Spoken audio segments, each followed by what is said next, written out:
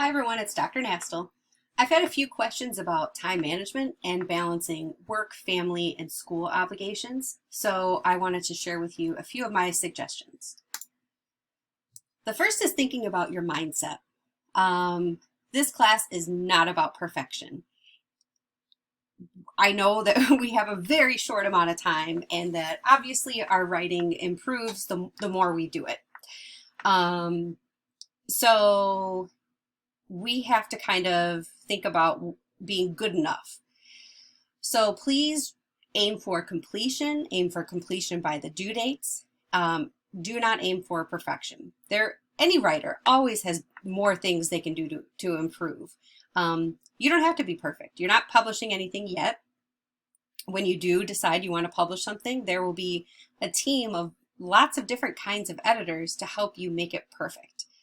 The important thing in this class is for you to get experience doing the kinds of critical thinking and interacting with your sources that the assignments require of you. So remember that I am really excited to teach this class and to work with you. I love doing this work. I want you to succeed. I want you to kind of have as much fun as you can. And that the guidelines for each assignment are designed to make things easier on you. This is a hard class. I am asking you to do hard work. So whenever I can make things easier for you, that's what I'm trying to do. So as you're working on an assignment, if something seems like, oh my gosh, this is too easy, so I must be doing something wrong, no. It's supposed to come together. Some things are supposed to be kind of easy. So you can do the hard work of thinking very, very carefully about what you're writing and making sure that you're representing the author's ideas accurately and including your own ideas. Okay, so you're going to have this good enough mindset. You're not going to be perfect, and you're going to kind of trust the process, trust me, and trust yourself. Then it's important to think about the schedule. How will you fit in the 27 to 36 hours a week this class requires? I know that is a lot of time. You know this is a 5-week class, so this is compressing one full semester of 16 weeks into the third of the time. So you'll think about where can you fit in the time, and let me pull up this schedule. So you can see here, and I have a link to this schedule. This is an example of the 24 hours in each day of every day of the week in a spreadsheet. So what you can do is go to File, Download, Microsoft Excel file, and create your own schedule. Here's an example that I did from the beginning of last semester. So I understand that everyone's schedules are different. You might not get your work schedule until Sunday night. So you might, or maybe your schedules vary each week. So you can do this kind of in general. You can do this by each week, however works for you. But it's really important for you to identify where your time is spent. So when I did this, let's see. We know that most adults need 7 to 9 hours of sleep a night. My contract is for 45 hours a week of work, and I'm a single mom to a 4-year-old. So I have to make sure that I have scheduled in my sleep time, and I try to stick very closely to that. I have time to work, time to do my chores, get breakfast ready, go to the gym, all the kinds of things I was doing before the pandemic.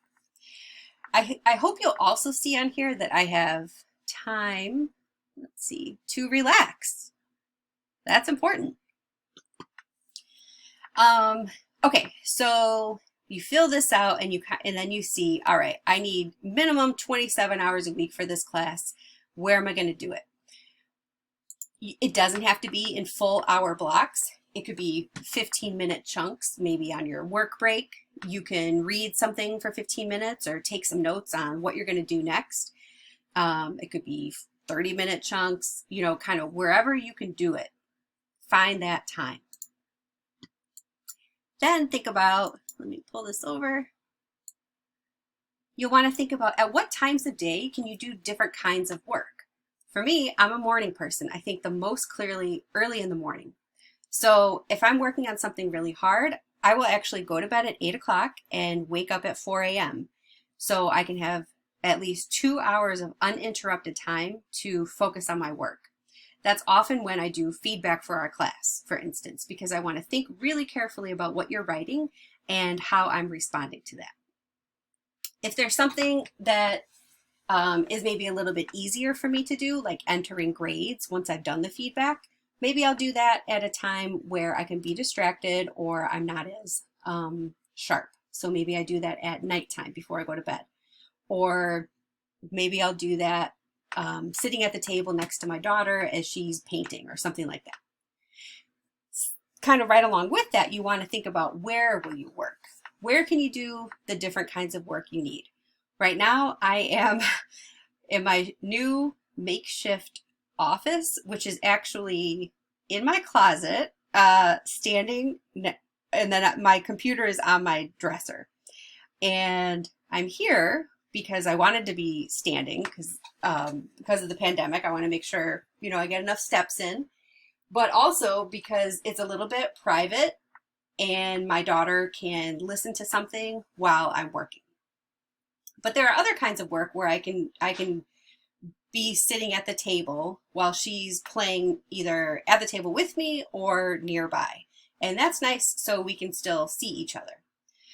But you have to think, just like at what times of day can you do the different kinds of work you need? Where can you do the work that you need? Also, I didn't put the bullet on here, but one of the things that I do is also put my headphones on as I'm working. So if she wants to be near me, I'll put my headphones on so I can focus on my work, my writing, my feedback, but still be together.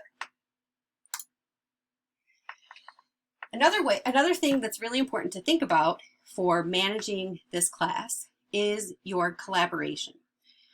I know that being online can feel very isolating, especially if you're the only person in your family who's in school, or maybe only one of your friends, or you know, you just by virtue of us not being in the classroom together. It can feel like you're all alone, but you're not. I am here with you as much as I can be. So please, as soon as you have a question or concern, email me. You can also post your questions and ideas and even your drafts about assignments on D2L in the class discussion forum. That is a really good way to test out your ideas before you submit something. I really urge you to meet with the Writing Center. You can talk with them about anything that you're reading, any of your drafts. You can talk about an assignment and like talk through ways to get started on it. This is an excellent resource, and I recommend you try to work with them as much as possible. You should also meet with Bill Condon, our librarian, for research assistance. He is such a wonderful person and a great resource for our class. He'll help you refine your research question, think about keywords, help you search for texts. He's a really wonderful person, and he'll be joining some of our meetings too. Finally, consider creating study groups so you can discuss your work with our colleagues. Honestly, this is how every published writer gets something written. I'm finalizing a manuscript right now. The team of people who wrote it, there are 5 of us, and it has been reviewed by 2 colleagues already. Now it's going to be, and that was just kind of a friendly thing that they did for us. Now it's going to be sent to 2 other people before we send it to the journal editors, who will then send it to more people. So no one really writes in isolation. Everyone has trusted friends or family that give them a good perspective on their writing. When I'm working on something really tough, I call my dad. He works in the railroad industry. He was a track supervisor for a long time.